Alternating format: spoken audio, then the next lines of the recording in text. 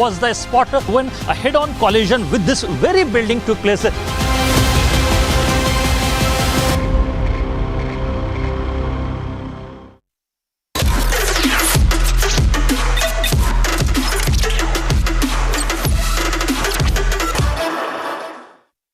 Hi there, welcome back to your favorite deep dive show on stories contemporary and consequential for India. This episode I picked three.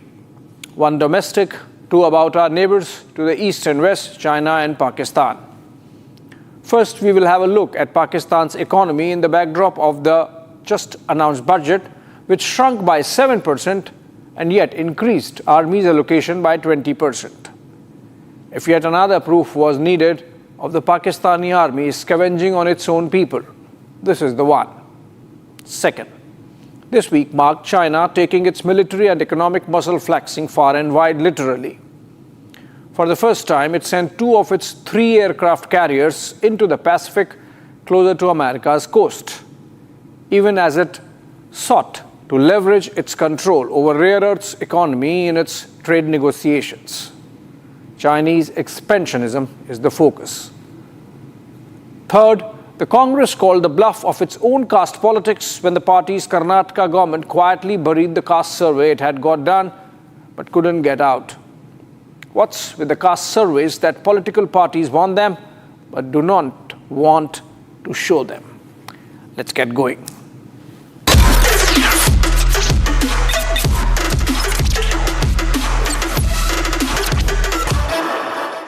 The way Islamabad has conducted itself post-Operation Sindoor standoff last month would make the gullible lot among the Pakistanis think that they actually won, or at least they stood up to India's military might.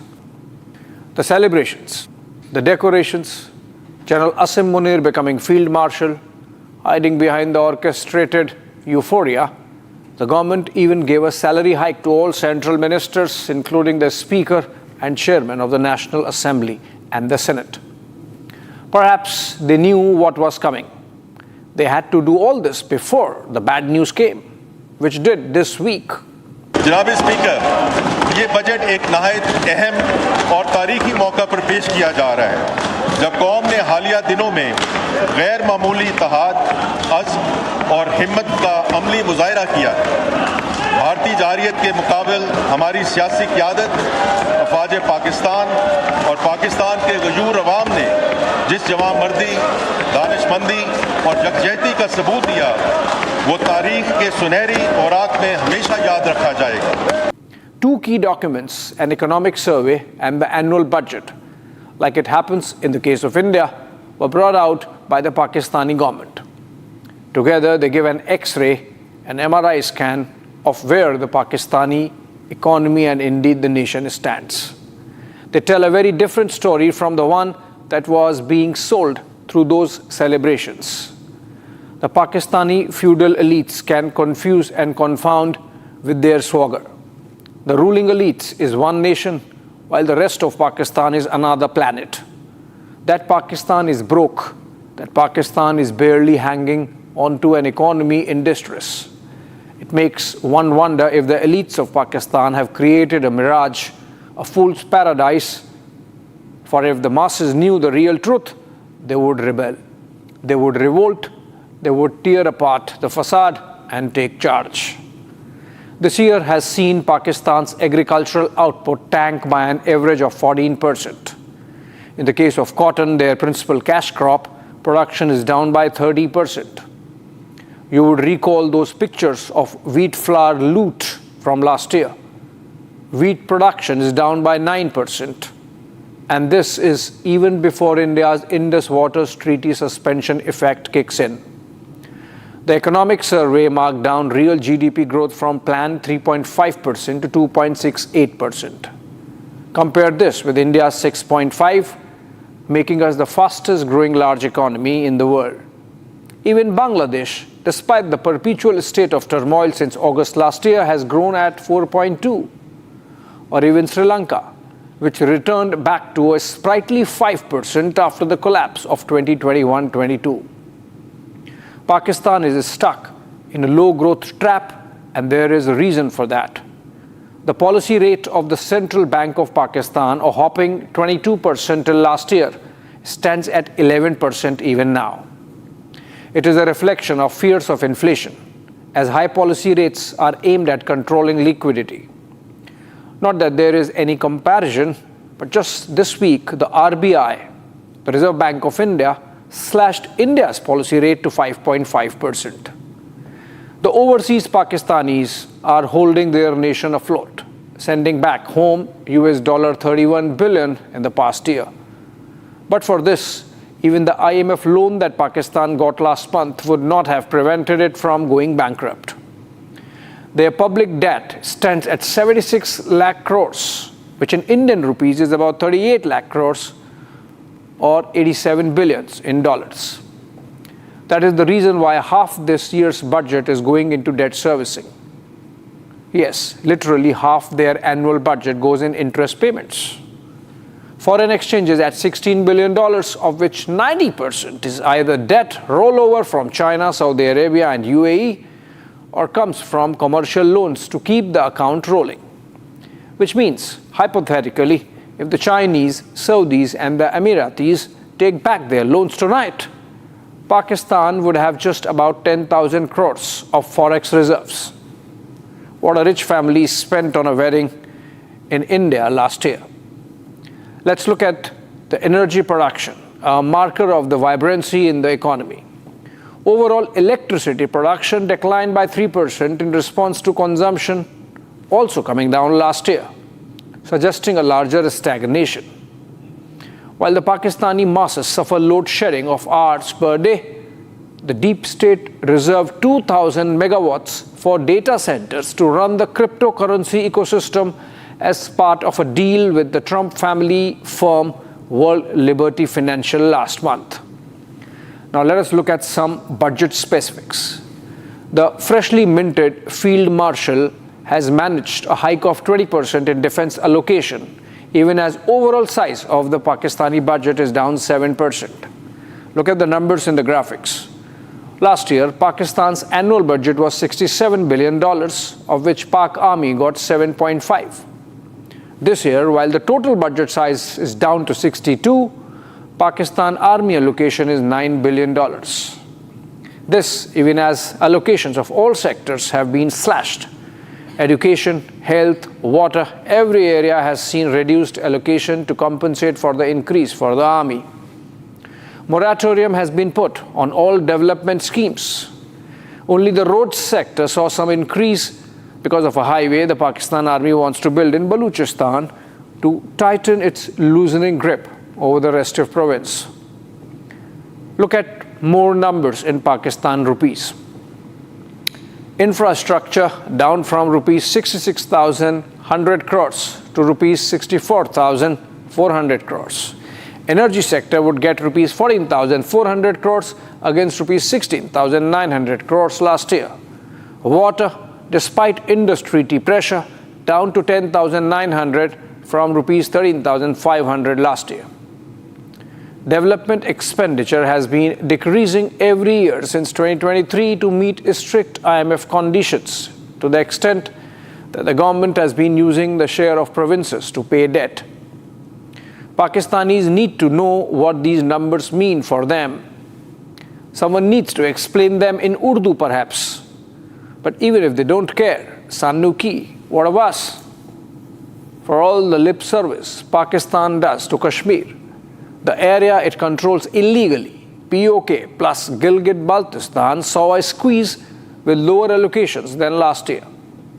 A deep cut of 16% from rupees 7,500 crores to rupees 6,300 crores. And mind you, these are Pakistani rupees. In Indian rupees, it would be half of about rupees 3,200 crores. Imagine the stupidity of Pakistanis. The Jammu and Kashmir budget for this year stands at Indian rupees 1,06,041 crores, which is roughly 35 times more than what Pakistan is allocating to the Kashmir it controls. Our Kashmiri brothers and sisters, of course, know that behind the call of Azadi is poverty, pauperization, radicalization, and stagnation. so they would never choose. And why should we bother about Pakistan? Just one state of Tamil Nadu has bigger GDP than entire Pakistan. And of course, many more states including Uttar Pradesh and Maharashtra. Also this week, the World Bank came out with latest data on poverty, in which it redefined the definition of poor as someone who subsists on $3 per day. This has made half the population of Pakistan become poor at the stroke of a pen or printer. While with the same yardstick, India still managed to reduce its size of poverty to less than 10%, extreme poverty just about 5%. So for all those who thought Pakistan stood up to India, it did not. India decided to taper off Operation Sindoor after sending the military message we had to by destroying the terror infrastructure. Any war with Pakistan would have a semblance of an equal match only for the first week. After that, General Asim Munir would have no field left to marshal and no Tamgas to take. Perhaps that might still be in the realm of the future. And why not? Come to think of it, was the Pahalgam terror attack triggered because the Pak army wanted to evade a squeeze?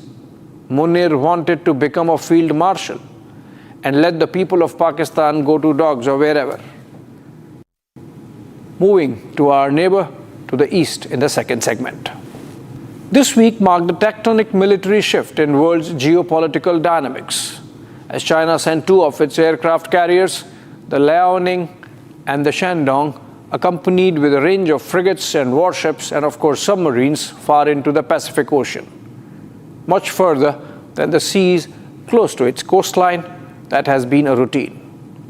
Japan confirmed that the two carriers in formation operated this far for the first time, and it was little more than peaceful muscle flexing. また公表するのは初めてであって、空母2隻ですね、遼寧と山東ですかね、が同時期に太平洋上で活動していることを確認、公表したのも、今回が初めてとなると承知をしています。The Liaoning sailed inside Japan's exclusive economic zone, and a J-15 fighter aircraft taking off from the Shandong chased a Japanese P-3C reconnaissance plane right inside Japanese air defense identification zone. While the Japs issued a démarche to the Chinese ambassador in Tokyo, this might not be the last time the Chinese have done this. It's a first, but not the last. In fact, it's a beginning of an increasingly aggressive China reinforcing its expansionism militarily. Look at the cheekiness of this post from the Communist Party mouthpiece Global Post or Global Times. It's quoting American and Japanese experts to buttress its own actions in the Pacific while calling the exercise routine. Crossing this far and reaching the second island chain further than Japan and close to the US territory of Guam. Till now, the Americans and the Chinese warships or fighter jets would come face to face, but closer to the Chinese territory. This marks the first that a Chinese flotilla skirted an American island. China has recently acquired a blue water navy status, with both the aircraft carriers joining the People's Liberation Army Navy in the last 3 years. Numerically, Beijing has the world's largest navy already, though it lags behind the United States by a wide margin when it comes to aircraft carriers. China's 3 to the USA's 11. That advantage allows Washington to keep a carrier strike group permanently forward deployed to waters closer to Chinese coastline, both the East China Sea and the South China Sea. But that might start changing soon, or might have already. This week marks a first deployment to Western Pacific by China, Eastern Pacific, and hence American West Coast could be the next. China's neighborhood is watching this development with trepidation. From Taiwan to Philippines, from Malaysia to Indonesia, every nation state has a territorial dispute with China and faces Chinese muscle flexing as a routine. In the case of Taiwan, a territory China considers its own and intends to assimilate with the use of force, it has made blockade-level naval deployments at least twice in the last 6 months alone. This military muscle flexing happened in a week when China did even more belligerent posturing on trade and economy. In a decision that sent global stock markets into a spin, China decided to restrict exports of 7 rare earth minerals. These are elements crucial to new age industries like the semiconductors, EV batteries, electronics, smartphones, jet engines, rockets, space stations, effectively all sectors of modern day geostrategic and geoeconomic significance. China accounts for roughly 70% of global raw material production in these elements, 85% of global processing, 90% of rare earth magnet manufacturing, and near total control over heavy rare earth refining. And hence, its decision to restrict exports impacts supply chains around the world. The markets got cold. Like in other industries, the dominance itself was manufactured with decades-long strategic pursuit backed with state subsidies and lax environmental regulations aimed at undercutting global competitors. In a carrot and stick approach, China incrementally relaxed the export control decision in return of trade deals, both with the Europeans and finally with Trump. The lesson for the global community is that even if the Chinese are going after the Americans, it has consequences for everyone. Washington, D.C. needs to realize that this total chaos on global trade regime it has unleashed is benefiting nobody. It has created a free-for-all in which increasingly China has an edge over the United States. Better sense should prevail in the White House sooner. And then, coming back, home to our third segment. It is an unanimous decision in the cabinet that new survey is to be conducted. Irle adukku ಹೋಗ್ತಾ ಇರೋದು ಏನು ಹೇಳ್ತಾ ಇದ್ದೆ new survey is to be conducted. That is the decision taken by the cabinet unanimously. And so far as section class 2 is concerned, the commission is to be consulted. That we are going to consult the commission. If there was one promise which provided maximum ballast to the Congress campaign during last assembly elections in Karnataka, it was this one: the making public and implementation of a caste survey the party had done while in power in 2015. But 2 years after coming to power, Chief Minister Siddaramaiah announced scrapping of the data and a fresh start this week. While the plank of dividing the society on the basis of caste is not given up, the party has come face to face with hard realities and some dangerous consequences of spinning politics around castes. It's a Pandora's box to say the least. It's a quagmire best approached with reform in mind and not entrenching vested interests. Unfortunately, that's exactly not what the political parties cutting across the political divide are doing. Those who track Karnataka politics closely would know better what dynamics played out between the Vokkaligas and the Lingayats, the two dominant castes in the state, or how the Kurubas and the Adigas came to loggerheads owing to the mathematical gymnastics that were attempted. The report had recommended 51% reservation for OBCs while pegging the OBC population itself in the state at 70%. Both the Vokkaligas and Lingayats rejected it, claiming they were undercounted. The report also recommended inclusion of Kurubas, the caste of Siddaramaiah, to be included in the most backward category. This too was resented by the non-Kuruba backwards. Basically, it was about a community that is already in beneficiary list, like the OBC, resenting the inclusion of others as the share in the pie would get smaller. In neighboring Telangana, the Congress faced a pick-one situation.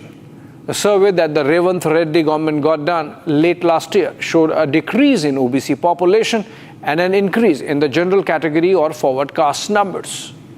Imagine, this is the same Congress party whose leader Rahul Gandhi has not made a single speech in the last 2 years or more without mentioning caste census, which unfortunately has been accepted by the Modi government only last month as part of the larger national decadal headcount that is all set to take place next year. But more on this in a bit. Bihar is the third state in the country that has conducted a caste survey in the recent past and incorporated results into governance. The Nitish government had promised and got survey done when the JDU was part of the opposition Indie bloc. The implementation happened when Nitish had switched sides and was back in the NDA fold. While the decision to increase overall reservation quota to 65% from the judicial cap of 50% to reflect new caste dynamics has been challenged in the courts, the real impact is at the grassroots, with politics showing fracture. There's a jousting between various caste groups, with political rallies in Bihar targeting smaller categories like the Koiris, Kurmis, Tanti and Tatwas or Mallas separately rather than as a large OBC cohort or MBC cohort. This can have dangerous consequences. In neighboring West Bengal, the Mamata government has reorganized the OBC list in the state in a manner that Muslims, as a religious group, now find substantial representation as backward castes. For example, in the year 2011, when Trinamool came to power for the first time, the OBC list in Bengal had 66 castes, of which Muslims were only 11. Now, after the latest tweak, a total of 67 Muslim subcastes have been included. To accommodate the increased numbers, the Mamata government has increased OBC quota in the state jobs to 17% from 7% earlier. Obviously, she wants to take care of her Muslim vote bank through the OBC route, despite the Supreme Court explicitly saying that there cannot be religion-based reservations. That brings me to why the BJP-led NDA government has bitten the bullet. One obvious reason of hard-nosed realpolitik is that, like in the case of freebies, so in the case of castes, when the opposition has made it a race to the bottom, BJP as a political party cannot shut itself out of the electoral game. Second, is that perhaps the BJP realized from the experience of Karnataka, Bihar and Telangana, the three states that have conducted surveys, but with limited success in outcomes, that let the genie be out of the bottle. The mess would become a collective responsibility. The Modi government is in fact contemplating an all-party committee to formulate the contours of the caste survey. Let's not forget that the duplicity of the Congress stood exposed when it dropped its own caste enumeration in 2011, upon realizing that the nation had 46 plus lakhs castes against only 4,000 plus in 1931. Be that as it may, if the headcount has to reflect castes, it better do with integrity. If census is a mirror of society, then let's have it warts and all. If Christians want to be associated with castes, then explain how your religion accepts it. If Muslims want caste, then show proof in the Quran or the Hadith. And while the census would help the government update the National Population Register, the Modi government should bite one more bullet.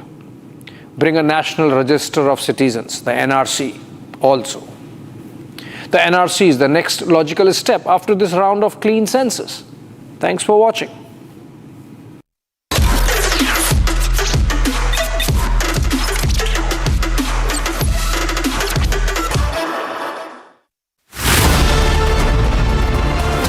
We don't just get you the headlines, we report on them. We get information from the highest level of sources. We get you news from the men in uniform, from those on the front. At Republic School of Journalism, you will learn how real reporting is done on the ground and in real time. The RSG Diploma course begins on June 30th. If you want to lead the story, start here.